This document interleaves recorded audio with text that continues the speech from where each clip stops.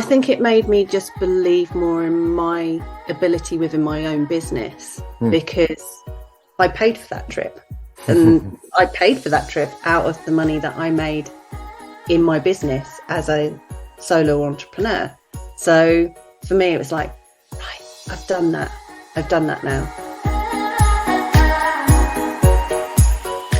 Welcome to the Crossing It Off podcast, where we believe living with intention through a bucket list lifestyle is a great way to bring yourself personal joy. As you are crossing items off your list, you're actually filling up your bucket. The more items you cross off, the more joy gets added, until eventually your joy spills over into the lives of those around you. Now let's start crossing it off together. How do you maximize your bucket list items? In my book, I talk about stacking bucket list items together so that you can get most of your value out of your time and your money. Today's bucket list storyteller had done just that, and she was very successful at it. Let's start crossing it off.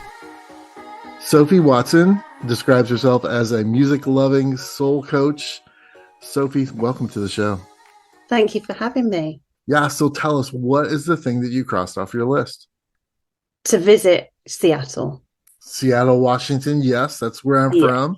And as I record this, we're just getting past Valentine's Day here in the States. And my partner and I spent the whole weekend in downtown Seattle doing some crazy stuff. But for you, Sophie, what was it that you decided that you said, okay, I need to go there. I need to visit this place. I need to put it on my list and cross it off? So it has been on my list since I was 14 years old. Wow. And so going back to the 90s, when grunge was a big thing, I was a real grunge girl. And so all of my favorite bands came from Seattle. And I was just like, oh my God, it must be so amazing there, because they've got all. So it was like Pearl Jam and Soundgarden and Temple of the Dog and Alice in Chains, all of them. And even Jimi Hendrix was born in Seattle. Right. I was like, I have to go there at some point. Yeah, it was just literally the music that made me want to come and visit. So you listen to the music, but had you seen like images? Like it rains a lot here, you know. It rains a lot here. What's the difference? That's right. UK, it does rain a lot in the UK as well. That's for sure. But had you seen were there other things besides the music that drew you to Seattle? No, it was literally the music.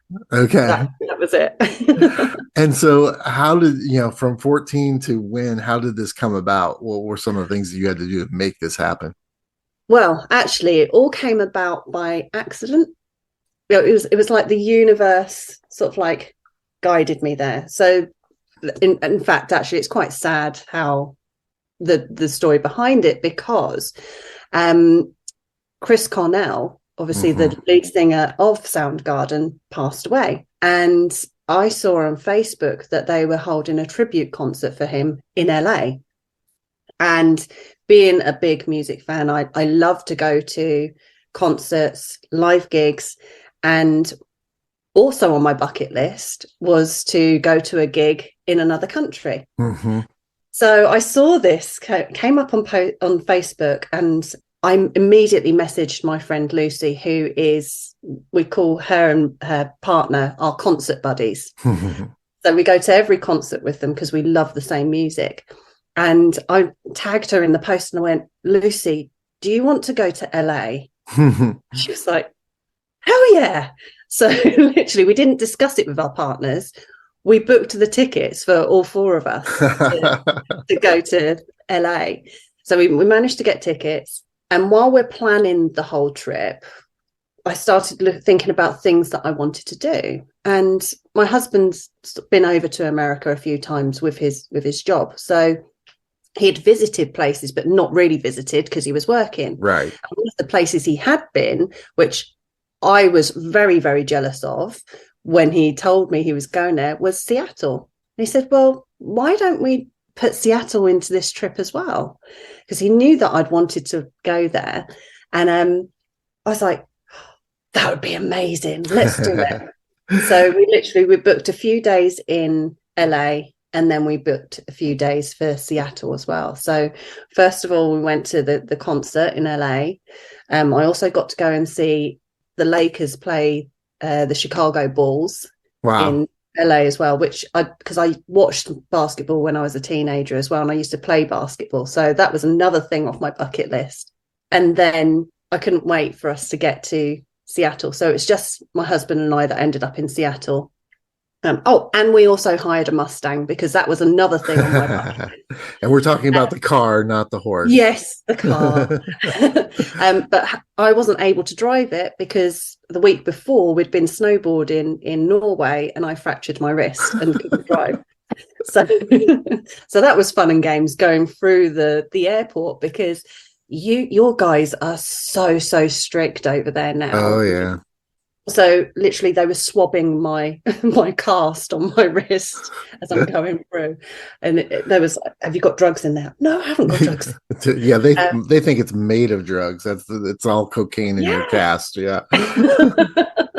So so had a few days in LA, flew to Seattle, and I'd already sort of like been looking up things that I wanted to do. So obviously, because the whole trip was about Chris Cornell, I wanted to go and see his statue.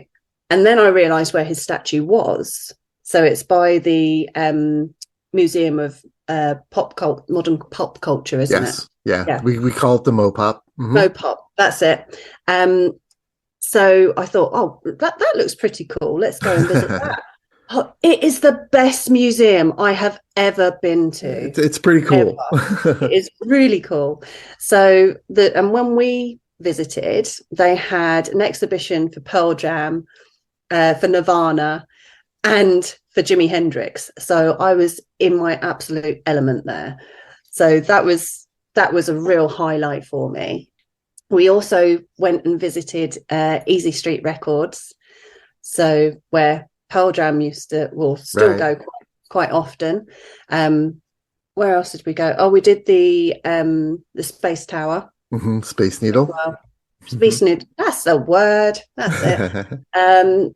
What else did we do? Oh, there was we only had a few days, but we crammed a lot in, just moving around and having a look at stuff there. Yeah, I love how you describe this whole trip as, because what I call it is stacking, right? You're stacking those bucket list items on top of one another and accomplishing more in a shorter period of time. Yeah.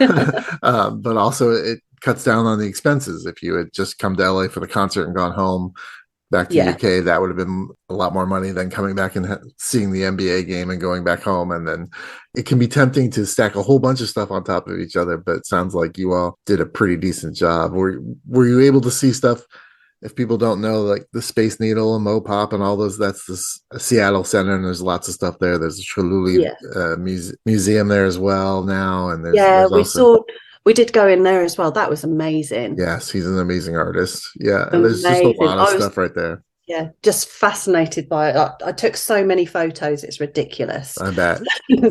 So I think they're still on my phone at the moment. So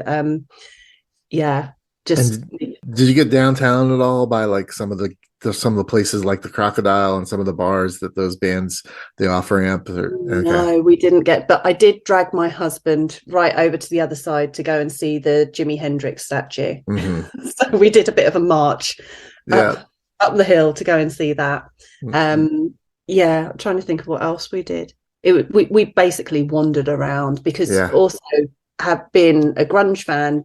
I've watched singles, and so there was I found the statues on the bench, and we sort of like, but we couldn't go in there because it was closed off. But I was like, that's a scene from singles.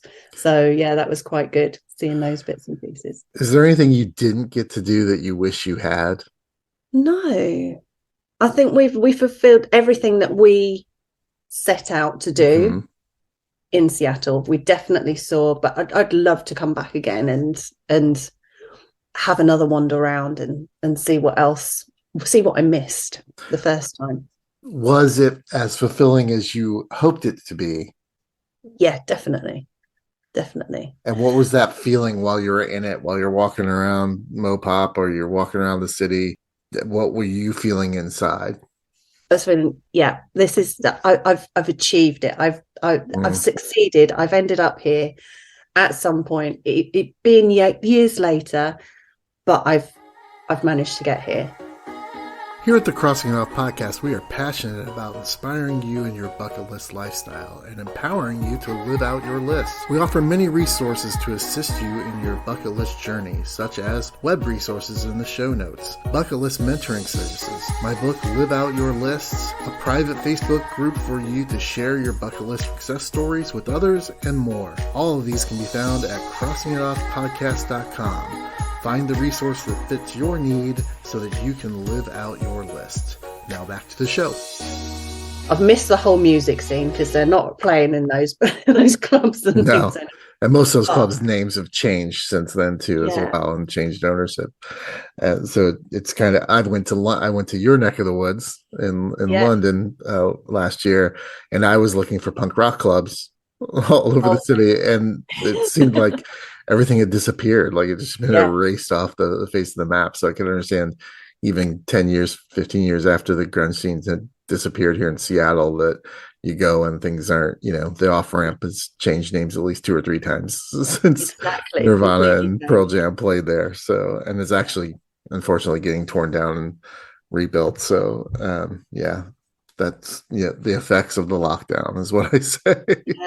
So if someone came to you and said, I'm going to Seattle, besides just go, right? We always want to say, just do it. What's something that you would suggest to them? Or if they said that if you're doing that, you've got to X, what's the X that you would share with them? MoPOP, definitely. Okay. Yeah.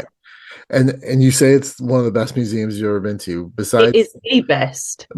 Describe why. Why is it one of the best museums you've been to? Because there were so many interesting things that I found really interesting there. Things that are that I could relate to, because seeing the Nirvana exhibition, it's like, oh, that's from Heart Shaped Box video.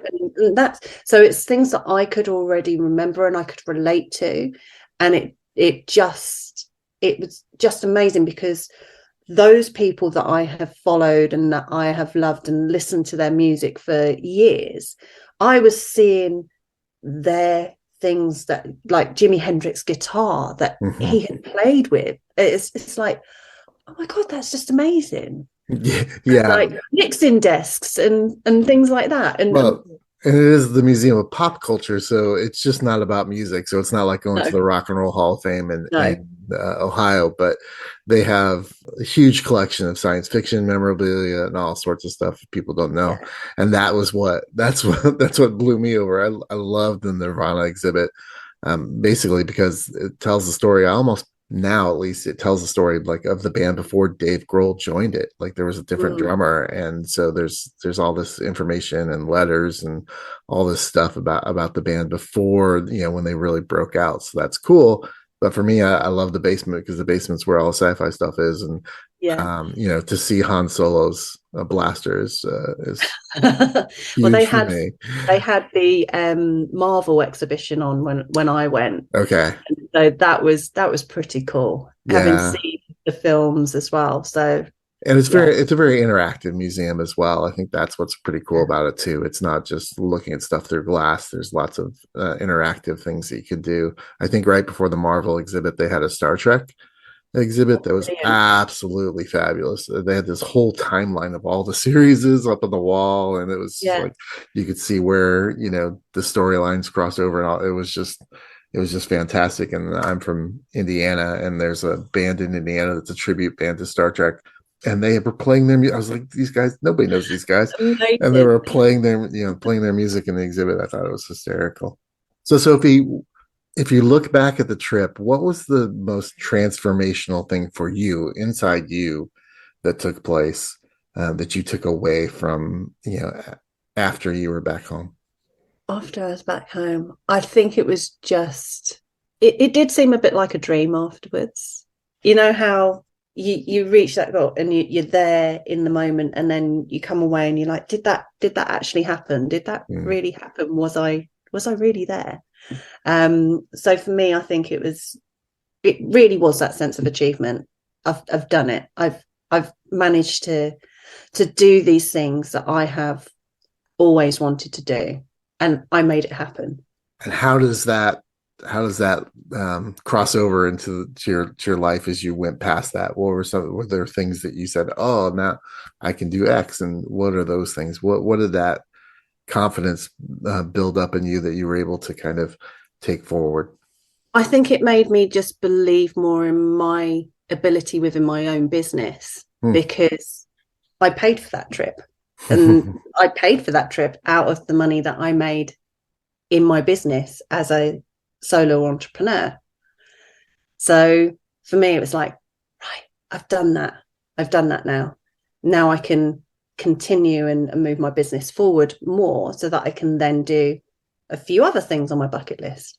So let's talk about that. What's something else on your bucket list that you are hoping to accomplish here and cross off in the near future? Okay, so there's two things that come to mind. One is to have a hot air balloon ride, and that doesn't matter where it is. So even if that's in this country or somewhere else, that's absolutely fine. And the other thing is to go snowboarding in Whistler, Which is located in Canada. So why the hot air balloon? What drives you to want to take that hot air balloon ride? I think they're just beautiful and so graceful while they're up there. And so I do like extreme sports and things. So I'm quite happy being that high up. I've done a skydive, so I'm more than happy being up there. And when I did the skydive, it was just amazing seeing what you could see from being up there. And I want to experience that again, but in a different way. You don't have a specific place. I've talked about this with lots of people. This always comes. This is one of those, like skydiving, that always kind of comes up in these conversations. I always say I want to do it someplace where the view is unbelievable, and I actually think the UK would be, on a good day, clear day.